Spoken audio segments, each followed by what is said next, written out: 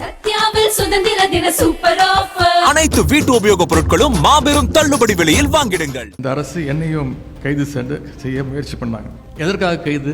டெல்டாவில் விவசாயிகளுக்கு ஆதரவாக நம்முடைய தலைவர் சொன்னதன் பேரில் தஞ்சாவூரில் போய் ஒரு போராட்டத்தில் கலந்து கொண்டு பேசினேன். கிட்டத்தட்ட 22 நிமிஷம் பேசியிருக்கிறேன். நான் கூட நான் பேசுனதை வச்சு தான் ஏதோ கைது செய்ய வந்திருக்கிறாங்கன்னு நினைச்சேன். அன்னைக்கு காலையில் 8 மணிக்கு காவல்துறை என்னுடைய வீட்டுக்கு வந்தாங்க. அப்போ நான் பேப்பர் படிச்சுட்டு இருந்தேன், தொலைக்காட்சி பார்த்துட்டு இருந்தேன். என்னுடைய உதவியாளர் வந்து சொன்னார், இந்த மாதிரி தஞ்சாவூர்லேருந்து வந்திருக்கிறாங்க போலீஸ். நான் போய் முடிப்பட்டேன், சரி கைது பண்ண வந்திருக்கிறாங்க. நான் உடனே யோசிச்சு பார்த்தேன், நேற்று என்னெல்லாம் பேசினேன். டம்மி முதலமைச்சர்னு சொன்னேன், அதை ஒத்துக்கிட்டாங்க. அதுக்கு எந்த ரியாக்ஷனும் இல்லை. கேடு கெட்ட அரசு அமைஞ்சிருக்கு, ஒரு வெக்கங்கெட்ட அரசு அமைஞ்சிருக்கு, இதெல்லாம் சொன்னேன். இதற்கெல்லாம் எந்த ரியாக்ஷனும் இல்லை. இதுக்கு தான் கைது பண்ண வந்திருக்காங்கன்னு நான் நினைச்சிட்டு இருக்கேன். என்ன சொன்னேன்? இது என்ன அப்படி பேசிட்டேன்? டம்மி முதலமைச்சர், வெக்கங்கெட்ட அரசு, கேடு கெட்ட அரசு, எதற்கும் துப்பு இல்லை, தைரியம் இல்லை, விவசாயிகளை இப்படி நடு ரோட்ல விட்டுட்டீங்க. வேற எதுவுமே நான் சொல்லலை. காவேரியில் தண்ணி வரணும்னு சொன்னேன். இது எனக்கு தோணவே இல்லை. அவ கூட கைதாகி வண்டியில் ஏறும்போது பத்திரிகையாளர்லாம் கேட்டாங்க, இந்த கைதை நீங்கள் எப்படி பார்க்குறீங்க? அவங்க நினச்சிக்கிட்டாங்க இது பழி வாங்கும் போக்கு, நான் சும்மா ஓட மாட்டேன் அப்படி. நான் சொன்னேன், சிரிச்சுக்கிட்டே சொன்னேன், இது மிகப்பெரிய ஒரு காமெடி, மிகப்பெரிய நகைச்சுவையை இந்த அரசு நடத்தியிருக்கு. இல்லை சட்டமன்றம் கூட போகுது, 5ஆம் தேதியிலேருந்து சட்டமன்றம், உங்களை பேசுறதுக்கு நீங்கள் வர்றதுக்கு தடுக்கிறதுக்கு முயற்சி பண்ணுறாங்களா? நான் சொன்னேன், அந்த அளவுக்கு இவங்களுக்கெல்லாம் மூளை கிடையாது. அப்படியே நாங்கள் கேள்வி கேட்டாலும் அங்கே அப்படியே பதில் சொல்லி கிழிச்சிட்டாங்க. யாரு அமைச்சர்னு யாருக்குமே தெரியாதுங்க. யாரு சட்டமன்ற உறுப்பினர் இப்போ வரைக்கும் யாருக்குமே தெரியாது. ஏன்னா வேற ஒரு துறைக்கு நம்ம பதில் கேட்டோம்னா வேற ஒரு துறை அமைச்சர் பதில் சொல்றாரு. ஒரு படத்துல வரும்ல, நாம ஒரு கேள்வி கேட்டா நம்மளே ஆச்சரியப்படுற அளவுக்கு ஒரு பதில் சொல்லுவான் பாருங்க அப்படிங்கிற மாதிரி. எங்களுக்கு மட்டும் இல்ல, இப்ப அங்க உட்கார்ந்துருக்கிறாரு ஒரு டம்மி முதலமைச்சர், அவருக்கும் யார் அமைச்சர்னு தெரியாது, அவருக்கும் யாரு சட்டமன்ற உறுப்பினர் தெரியாது. அப்படிதான் இன்னைக்கு அந்த சட்டமன்றம் நடந்துட்டு இருக்கு. இன்னைக்கு தொலைக்காட்சியில நீங்க அத்தனை பேரும் லைவ்ல பார்த்துட்டு இருக்கீங்க. ரொம்ப முக்கியமா ஆளுங்கட்சியே போய் கோர்ட்ல போய் சொன்னாங்க, எதிர்கட்சி தலைவரை போய் கைது பண்ற ஐடியாலாம் எங்களுக்கு இல்ல, விசாரிச்சுட்டு விட்டுருவோம். நான் சொன்னேன், ஏங்க நேற்று நைட்டு தான் தஞ்சாவூர்ல இருந்து வந்தேன், சொல்லியிருந்தா நான் அங்கேயே தங்கி இருப்பேன். இப்படி மக்களுடைய வரி பணத்துல எனக்கு 2 மீட்டிங் வேற இருக்கு இன்னைக்கு, அதையும் எடுத்துட்டீங்க. போகும்போது நானு சேகர் பாபு அவர்கள், திரு சரவணன் ஒரு ஜாலியா ட்ரிப்பு போற மாதிரி தான் போனோம். ஆனா மாசு அவர்கள் கிட்டத்தட்ட 7-8 பேர் ஜாலியா பேசிக்கிட்டு சொன்னேன் அவங்க கிட்ட, இந்த மாதிரி ஒரு மக்கள் வரி பணத்துல ஒரு ரோட் ஷோ, அது போற வழி எல்லாம் நம்முடைய உடன்பிறப்புகள் அங்கங்கே என்னுடைய வழியை மறிச்சு கரெக்டா என்ன நான் கொடுக்கணுமோ கொடுத்துட்டு இருந்தேன். காஃபி, டீ, ஜூஸ் எல்லாம் எங்களுக்கும் இல்லை, எந்த காவல்துறை அதிகாரிகளுக்கும் சேர்த்துதான். இப்படி ஒரு ரோட் ஷோ நடத்துறதுக்கு இந்த அரசு நமக்கு எந்த செலவுமே இல்லாம மக்கள் வரி பணத்துல நாம ஒரு ரோட் ஷோ நடத்திருக்கிறோம். இன்னைக்கு தட்டு மாதிரி பவருக்கு வந்திருக்கக்கூடிய இந்த புதிய கோஷ்டி பாத்தீங்கன்னா, யாராவது 1 சீட்டு கட்டுல 1 இருக்கும், 2 இருக்கும் ஜோக்கர். இங்க 52 ஜோக்கர். நமக்கு தான் பேர் தெரியல, யார் அமைச்சர், யார் சட்டமன்ற உறுப்பினர். தமிழ்நாட்டு மக்களுக்கு தெரிஞ்சிருக்கா? தெரியல, யாருக்குமே தெரியல. அவங்களால அடமொழி வச்சு பேசினாதான் மக்களுக்கு புரியுது. லாட்டரி விற்கிற அமைச்சர் யாரு, பிளாக்ல லாட்டரி டிக்கெட் வித்த அமைச்சர் யாரு, திருட்டு விசிடி வித்த அமைச்சர் யாரு, உருட்டுக்கட்ட அமைச்சர் யாரு, பவுடர் போடுற அமைச்சர் யாரு, காக்கி டவுசர் அமைச்சர் யாரு, சங்கி அமைச்சர் யாரு.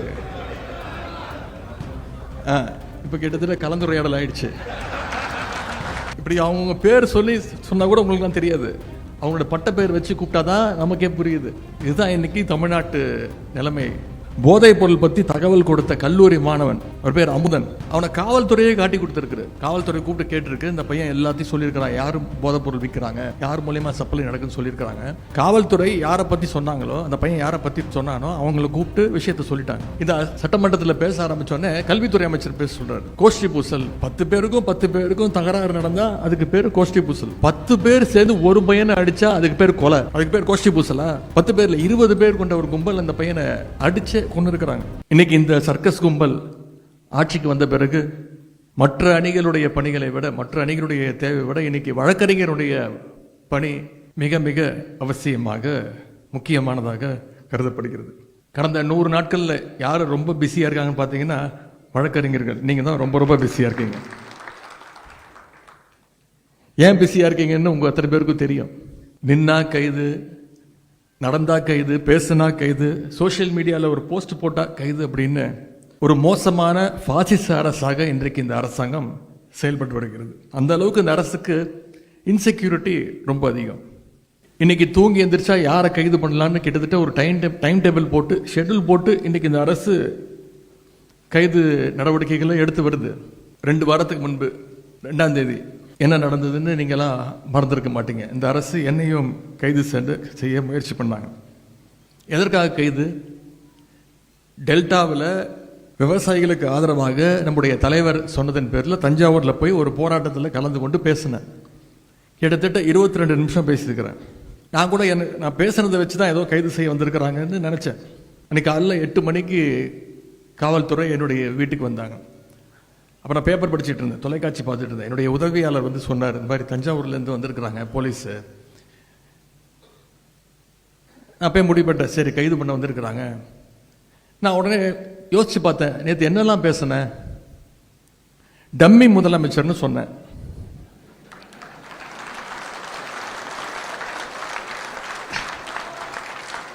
அதை ஒத்துக்கிட்டாங்க.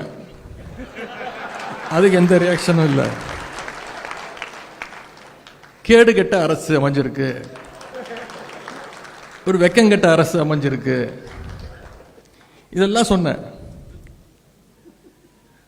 இதற்கெல்லாம் எந்த ரியாக்ஷனும் இல்லை. இதுக்கு தான் கைது பண்ண வந்திருக்காங்கன்னு நான் நினச்சிட்டு இருக்கேன். என்ன சொன்னேன்? இது என்ன அப்படி பேசிட்டேன்?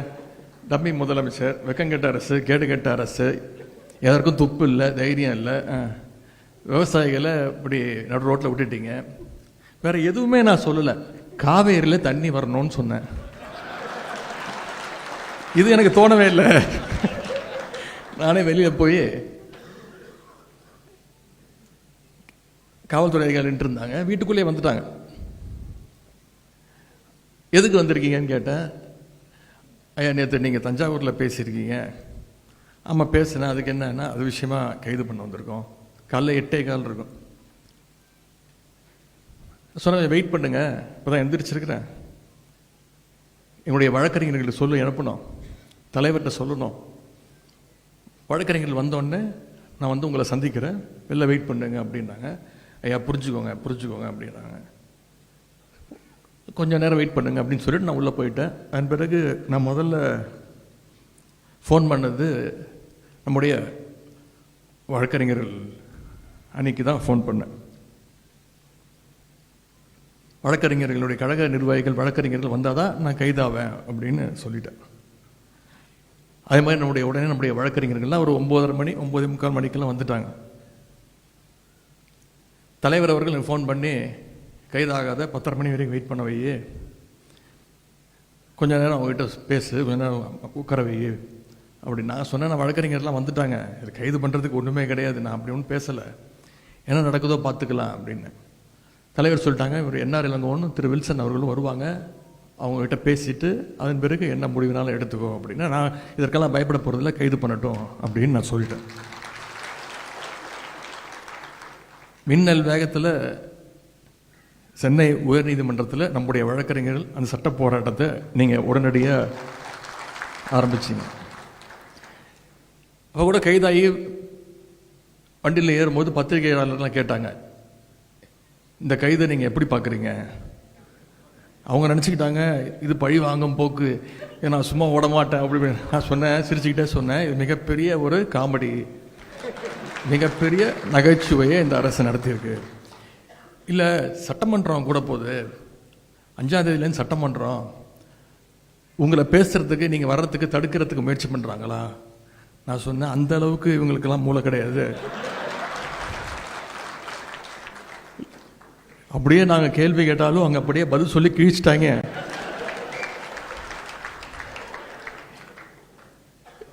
யார் அமைச்சர்னே யாருக்குமே தெரியாதுங்க, யார் சட்டமன்ற உறுப்பினர் இப்போ வரைக்கும் யாருக்குமே தெரியாது. ஏன்னா வேற ஒரு துறைக்கு நம்ம பதில் கேட்டோம்னா வேற ஒரு துறை அமைச்சர் பதில் சொல்றாரு. ஒரு படத்தில் வரும்ல, நாம ஒரு கேள்வி கேட்டா நம்மளே ஆச்சரியப்படுற அளவுக்கு ஒரு பதில் சொல்லுவான் பாருங்க அப்படிங்கிற மாதிரி. எங்களுக்கு மட்டும் இல்லை, இப்போ அங்கே உட்கார்ந்துருக்கிறாரு ஒரு டம்மி முதலமைச்சர், அவருக்கும் யார் அமைச்சர்னு தெரியாது, அவருக்கும் யார் சட்டமன்ற உறுப்பினர் தெரியாது. அப்படி தான் இன்றைக்கி அந்த சட்டமன்றம் நடந்துகிட்டு இருக்கு. இன்றைக்கி தொலைக்காட்சியில் நீங்கள் அத்தனை பேரும் லைவில் பார்த்துட்டு இருக்கீங்க. பொதுவாக மற்ற இயக்கங்கள்லாம் ஒரு கைது விஷயம்னா ரொம்ப சீரியஸ் ஆகிடுவாங்க.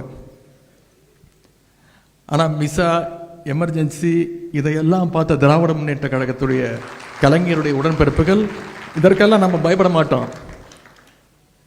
இந்த கைதுங்கிறதுலாம் ரொம்ப ஒரு சாதாரண மேட்டராக நம்ம எடுத்துகிட்டு போயிட்டோம். அதே மாதிரி சொல்லி அடிக்கிற மாதிரி தஞ்சாவூர் போகிறதுக்குள்ள என்னுடைய கைது நடவடிக்கையை நீதிமன்றம் மூலமாக ரத்து செய்ய வச்சதும் நீங்கள் தான்.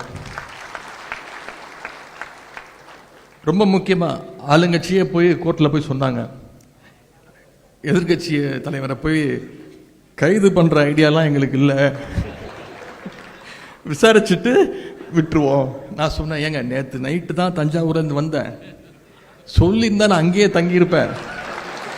இப்படி மக்களுடைய வரி பணத்தில் எனக்கு 2 மீட்டிங் வேறு இருக்குது இன்றைக்கி, அதையும் இங்கே எடுத்துட்டீங்க. போகும்போது நான் சேகர் பாபு அவர்கள், திரு சரவணன் ஒரு ஜாலியாக ட்ரிப்பு போகிற மாதிரி தான் போனோம். ஆனால் மாசு அவர்கள் கிட்டத்தட்ட 7-8 பேர் ஜாலியாக பேசிக்கிட்டு அப்போ சொன்னேன் அவங்ககிட்ட, இந்த மாதிரி ஒரு மக்கள் வரி பணத்தில் ஒரு ரோட் ஷோ, அது போகிற வழியெல்லாம் நம்முடைய உடன்பிறப்புகள் அங்கங்கே என்னுடைய வழியை மறித்து கரெக்டாக என்ன நான் கொடுக்கணுமோ கொடுத்துட்டு இருந்தேன். காஃபி, டீ, ஜூஸ் எல்லாம் எங்களுக்கும் இல்லை, எங்கள் காவல்துறை அதிகாரிகளுக்கும் சேர்த்து தான். இப்படி ஒரு ரோட் ஷோ நடத்துறதுக்கு இந்த அரசு நமக்கு எந்த செலவுமே இல்லாமல் மக்கள் வரி பணத்தில் நாம் ஒரு ரோட் ஷோவை நடத்தியிருக்கிறோம்.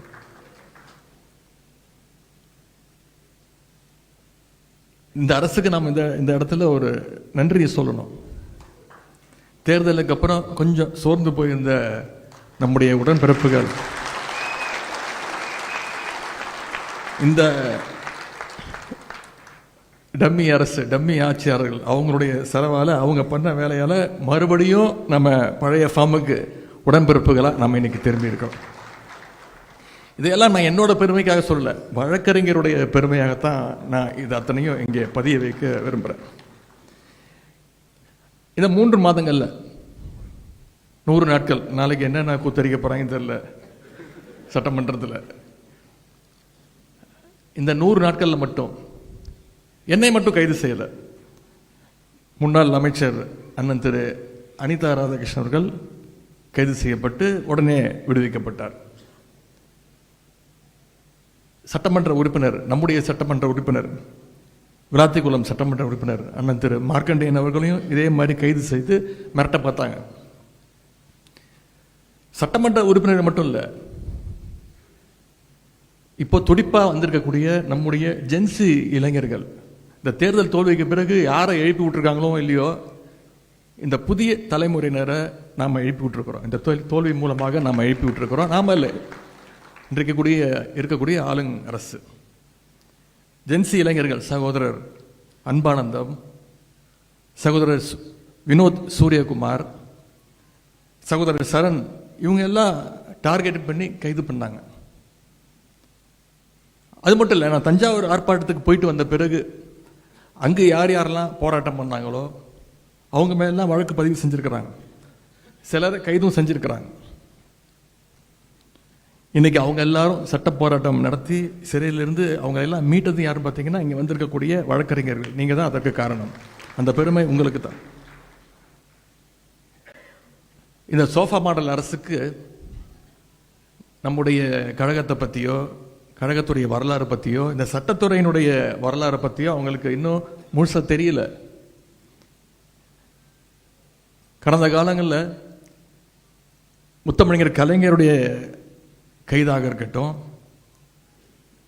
நம்முடைய கழக தலைவருடைய கைதாக இருக்கட்டும், இப்படி கழகத்திற்கு எப்பெல்லாம் நெருக்கடி வந்ததோ அப்பெல்லாம் அதை உடைச்சு தவிடுபொடி ஆக்கியது நம்முடைய சட்டத்துறை தான்.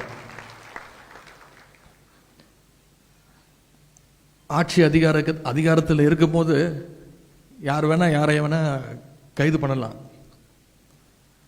ஆனால் பவரில் இல்லாத போது, இன்னும் சொல்லப்போனால் எதிர்கட்சியாக கூட இல்லாத போது, ஆட்சி அதிகாரத்திலேயே இருந்த ஒரு முதலமைச்சரையே ஊழல் வழக்கில் சிறைக்கு அனுப்பின துறை நம்முடைய சட்டத்துறை, திமுகவுடைய சட்டத்துறை.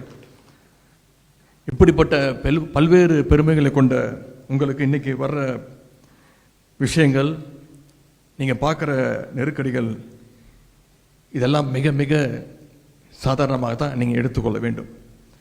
ஆனால் நான் உங்ககிட்ட கேட்டுக்கொள்வதெல்லாம், இந்த 100 நாட்கள் விழிப்போடு இருக்கிறோம், இன்னும் கொஞ்சம் விழிப்போடு நாம் இருக்க வேண்டும். இன்னைக்கு தட்டு தரு மாதிரி பவருக்கு வந்திருக்கக்கூடிய இந்த புதிய கோஷ்டி பார்த்தீங்கன்னா யாராவது ஒன்று சீட்டு கட்டில் ஒன்று இருக்கும், 2 இருக்கும் ஜோக்கரு. இங்கே 52 ஜோக்கரு.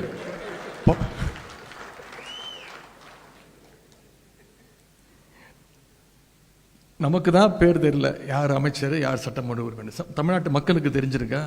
தெரியல, யாருக்குமே தெரியல.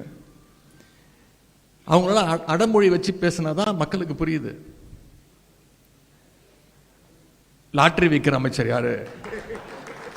பிளாக்ல லாட்டரி டிக்கெட் வித்த அமைச்சர் யாரு?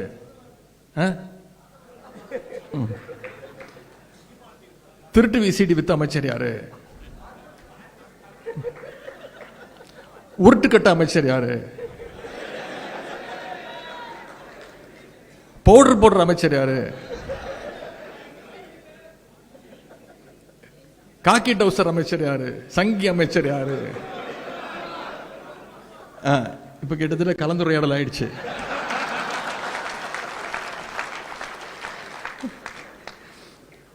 இப்படி அவங்க பேர் சொல்லி சொன்னா கூட உங்களுக்கு தெரியாது. அவங்களோட பட்ட பேர் வச்சு கூப்பிட்டாதான் நமக்கே புரியுது. இதுதான் இன்னைக்கு தமிழ்நாட்டு நிலைமை. நான் நிச்சயம் சொல்றேன், 3 மாசம் தான் ஆயிருக்கு. இனி போக போக ஒவ்வொரு அமைச்சரும் நிச்சயமா பெருசா மாட்ட போறாங்க. அதுக்கு வழக்கறிஞர் நீங்க தயாராக இருக்கணும். இன்னைக்கு நாம தொடர்ந்து பெயில் வாங்கிட்டு இருக்கோம். இன்னைக்கு அந்த கூட்டத்தை, அந்த கும்பலை பெயில் வாங்குற நிலைமைக்கு நாம நம்முடைய பணிகளை அமைச்சு கொள்ள வேண்டும். இந்த அரசு ஏதோ தூய்மையான அரசு, ஊழலற்ற அரசு, மாற்றம் அப்படின்னு சொல்லி கொண்டு வந்தாங்க. கடைசி என்ன பண்ணியிருக்கிறாங்க? நம்முடைய தலைவர் கொண்டு வந்த ஒவ்வொரு திட்டத்துடைய பெயரை மாத்திருக்கிறாங்க. வேற எந்த மாற்றமும் கிடையாது. எல்லாத்து மேலேயும் ஸ்டிக்கர் ஒட்டிக்கிட்டு இருக்கிறாங்க. இவங்க எப்படி ஆட்சிக்கு வந்தாங்க? அதை நாம் அத்தனை பேரும் பார்த்தோம். இவங்ககிட்ட மெஜாரிட்டி இருக்கா? கிடையாது. திமுக சட்டமன்ற உறுப்பினர் பார்த்தா வழக்கு போடு, அதிமுக சட்டமன்ற உறுப்பினர் பார்த்தா சோஃபாவை அனுப்பு, எப்படியாவது பர்ச்சேஸ் பண்ணு, அவங்கள ராஜினாமா பண்ணவே. இதைத்தான் இந்த அரசு பண்ணிக்கிட்டு இருக்கு. இதை தமிழ்நாட்டு மக்கள் பார்த்துக்கிட்டு இருக்கிறாங்க. இது மட்டும் இல்லை, அரசு வழக்கறிஞர் நியமனத்தில் மிகப்பெரிய ஒரு ஊழல் நடந்திருக்கு. இதை சொன்னது யாரு? நாம அல்ல, ஆளுங்கட்சியுடைய வழக்கறிஞரை புகார் கொடுத்திருக்கிறாங்க, நீதிமன்றத்தில் வழக்கு போட்டிருக்கிறாங்க.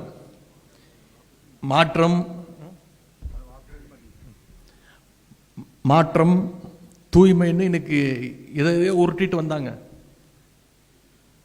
ஆனா இன்னைக்கு கல்லா கட்ட ஆரம்பிச்சிட்டாங்க. வெகு விரைவில் மாட்ட போறது உறுதி. அதற்கு நீங்க தயாராக இருக்கணும். இதையெல்லாம் ஆதாரத்தோட நாம வெளியில கொண்டு வர்றோம். இன்னைக்கு பெண்கள், குழந்தைகள் தனியா வெளியே போக முடியாத ஒரு சூழ்நிலை இந்த அரசு உருவாகி இருக்கு. கோவையில் இவங்க என்னன்னு சொல்லி ஆட்சிக்கு வந்தாங்க? போதைப் பொருளை ஒழிப்போம்னு சொன்னாங்க. இன்னைக்கு கோவையில் போதைப் பொருள் பற்றி தகவல் கொடுத்த கல்லூரி மாணவன், அவர் பேர் அமுதன், அவனை காவல்துறையே காட்டி கொடுத்துருக்கு. காவல்துறை கூப்பிட்டு கேட்டிருக்கு. இந்த பையன் எல்லாத்தையும் சொல்லியிருக்கிறான், யாரும் போதைப் பொருள் விற்கிறாங்க, யார் மூலயமா சப்ளை நடக்குன்னு சொல்லியிருக்கிறாங்க. காவல்துறை யாரை பற்றி சொன்னாங்களோ, அந்த பையன் யாரை பற்றி சொன்னானோ அவங்கள கூப்பிட்டு விஷயத்தை சொல்லிட்டாங்க. இந்த சட்டமன்றத்தில் பேச ஆரம்பிச்சோடனே கல்வித்துறை அமைச்சர் பேச சொல்றாரு. கோஷ்டி பூசல், 10 பேருக்கும் தகராறு நடந்தா அதுக்கு பேர் கோஷ்டி பூசல். 10 பேர் சேர்ந்து ஒரு பையனை அடிச்சா அதுக்கு பேர் கொலை, அதுக்கு பேர் கோஷ்டி பூசலா? 10 பேர்ல 20 பேர் கொண்ட ஒரு கும்பல் அந்த பையனை அடிச்சு கொண்டு இருக்கிறாங்க. இன்னைக்கு அந்த உயிரிழந்த அந்த பையனோட அம்மா யார் மேல் நம்பிக்கை வச்சிருக்கிறாங்க? திராவிட முன்னேற்ற கழகத்தின் மேல, நம்முடைய தலைவர் மேல் நம்பிக்கை வச்சு இதை திராவிட முன்னேற்ற கழகம் இதை நீதி வாங்கி கொடுக்கணும், என்னுடைய பையனுடைய மரணத்திற்கு திமுக நம்முடைய தலைவர் நீதி வாங்கி கொடுக்கணும்னு அந்த அம்மா பேசிட்டு இருக்கிறாங்க. அமுதன் மரணத்துக்கு நீதி கிடைக்க நிச்சயம் திராவிட முன்னேற்ற கழகம் கண்டிப்பாக துணை நிற்கும். சட்டமன்றத்தில் நாங்க பார்த்துக்கிறோம், நீதிமன்றத்தில் நீங்க பார்த்துக்கோங்க. வழக்கறிஞர் அணியினுடைய பங்களிப்பு மிக மிக முக்கியம். உங்க பகுதியில் நம்முடைய கழகத்தைச் சேர்ந்த யார் மேலேயாவது இந்த அரசு பொய் கேஸ் போட்டாச்சுன்னா அவங்களுக்கு நீங்கள் உறுதுணையாக இருக்க வேண்டும்னு நான் உங்களை கேட்டுக்கிறேன். குறிப்பாக ஜென்சி இளைஞர்கள், இந்த ஜென்சி இளைஞர்களை பார்த்து இந்த அரசு பயப்படுது. அதனால தான் அவங்கள குறி வச்சு தூக்குறாங்க. நான் இன்றைக்கு கடந்த 100 நாட்களாகவே பொதுமக்கள், நம்முடைய கழக தோழர்கள், நிர்வாகிகள், ஒவ்வொரு அணியைச் சேர்ந்தவர்கள் தொடர்ச்சியாக ஒவ்வொரு நாளும் குறைந்தது 300 பேர் சந்திக்கிறேன். காலையாக இருந்தாலும் சரி, மாலையாக இருந்தாலும் சரி. அது அதிகமாக வர்றது பார்த்தீங்கன்னா அந்த ஜென்சி கூட்டம், ஜென்சி இளைஞர்கள் அதிகமாக வராங்க. ஜென்சி இளைஞர்கள் எத்தனை பேர் வராங்களோ அதே மாதிரி அடுத்த நாள் இந்த ஜென்சி இளைஞர்களை உள்ளே தள்ளிட்டாங்க, பொய் கேஸ் போட்டாங்க, நாங்கள் தான் அவங்கள இப்போ காப்பாற்றி கூட்டு வந்திருக்கோம்னு வழக்கறிஞர் அணியும் கூட கூட்டிகிட்டு வராங்க. அதை பார்க்கும்போது மிக மகிழ்ச்சியாக இருக்கிறது. அவங்களுக்கு நம்ம முழுசாக சப்போர்ட் பண்ணணும். ஜென்சி இளைஞர்கள் இன்னைக்கு கொள்கை பேச ஆரம்பிச்சிருக்கிறாங்க. அதுதான் இன்னைக்கு இந்த ஆட்சியாளர்களை பயமுத்திட்டு இருக்கு. இந்த ஜென்சி உடன்பிறப்புகள் வயசில் சின்னவங்க, அவங்கள கைது பண்ணா அவங்களும் அவங்க குடும்பமும் பயந்துருவாங்கன்னு இந்த ஆட்சியாளர்கள் கருதுறாங்க. எனவே அவங்களுக்கு நாம உறுதுணையாக இருக்க வேண்டும். களத்திலையும் சமூக வலைதளத்திலையும் கழகத்திற்கு ஆதரவாக பேசுகிற ஜென்சி இளைஞர்களுக்கான பாதுகாப்பு அரணாக நம்முடைய கழக வழக்கறிஞர் அணி செயல்பட வேண்டும்னு நான் உங்களை எல்லாம் தாழ்மையோடு கேட்டுக்கிறேன். நிறைய இளம் வழக்கறிஞர்கள் என்னை சந்திக்க வராங்க. கழகத்து மேலே மிகுந்த ஆர்வத்தோடு வராங்க. கலைஞருடைய சாதனைகள், நம்முடைய தலைவர் செஞ்ச திட்டங்கள்லாம் கேள்விப்பட்டு இப்போ தான் வராங்க. அவங்கள எல்லாம் கண்டறிஞ்சு அவங்களுக்கான ஸ்பேஸை கொடுத்து அவங்கள ஊக்கப்படுத்தி நாம் அரவணைச்சு நீங்கள் எல்லாம் போகணும்னு நான் உங்களை எல்லாம் கேட்டுக்கிறேன். அவங்களையெல்லாம் வழக்கறிஞர் அணியில் சேருங்க, கழகத்தில் உறுப்பினராக சேருங்க, பொறுப்பு கொடுங்க, அவங்கள தட்டி வேலை வாங்குங்க, அவங்கள கைட் பண்ணுங்க. அது இன்னைக்கு மட்டும் இல்லை, எதிர்காலத்துக்கும் நம்முடைய கழகத்திற்கும் மிகப்பெரிய ஒரு வலிமையாக நிச்சயம் அது மாறும். இறுதியாக ஒரே ஒரு விஷயம், உங்கள் பகுதியில் இன்று இருக்கக்கூடிய ஆளுங்கட்சிக்காரங்க குற்ற செயலில் ஈடுபட்டால் நீங்கள் அதை சும்மா விடக்கூடாது. நீதிமன்றம் மூலமாக அவங்களுக்கும் தண்டனை வாங்கி தர வரைக்கும் அந்த வழக்கை நீங்கள் தொடர்ந்து ஃபாலோ செய்ய வேண்டும் நான் கேட்டுக்கொள்கின்றேன். இங்கே அண்ணன் என்ஆர் இளங்கோவன் அவர்கள் உங்களுக்கு கிட்டத்தட்ட ஒரு வகுப்பு எடுத்திருக்கிறார். என்னென்ன செய்யணும், அடுத்த பிளான் ஆஃப் ஆக்ஷன் என்ன அப்படிங்கிறது சிறப்பான முறையில் சொல்லியிருக்கிறார். அதை நீங்கள் ஃபாலோ செய்ய வேண்டும். அதிகாரம் இருக்கின்ற திமிரில் ஆளுங்கட்சிக்காரங்க மக்களுக்கு இன்னைக்கு மிகப்பெரிய ஒரு அச்சுறுத்தலாக மாறி இருக்கிறாங்க. மக்களுக்கு ஒரு பாதுகாப்பு அரணாக நம்முடைய திமுக வழக்கறிஞர் சட்டத்துறை நிச்சயமாக செயல்பட வேண்டும். அதை இங்கே வந்திருக்கக்கூடிய நீங்கள் உறுதி செய்ய வேண்டும் என்று நான் மீண்டும் கேட்டுக்கொள்கின்றேன். அதே மாதிரி வழக்கறிஞர் என்ஆர் இளங்கோவன் அவர்கள் பேசும்போது சொன்னார், வழக்கறிஞர் அணியில் ஒற்றுமை இல்லை அப்படின்னு இளைஞரணி செயலாளர் நினைக்கிறாரு அப்படின்னு பழைய தூக்கி என் மேலே போட்டார். அது என்னுடைய எண்ணம் மட்டும் கிடையாது, இந்த அரங்கத்தில் இருக்கக்கூடிய அத்தனை பேருடைய எண்ணமும் நிச்சயம் அது இருக்கு. எனவே அதை நிச்சயமாக சரி செய்து ஒற்றுமையோடு நாம் அத்தனை பேரும் செயல்பட வேண்டும் என்று கேட்டுக்கொண்டு, இந்த அரசு மக்கள் விரோத அரசு வீட்டுக்கு அனுப்பும் வரை, மீண்டும் நம்முடைய தலைவர் முதலமைச்சராக அந்த நாற்காலியில் உட்காரும் வரை அத்தனை அணிகளும் களத்தில் இறங்கி செயல்பட வேண்டும்.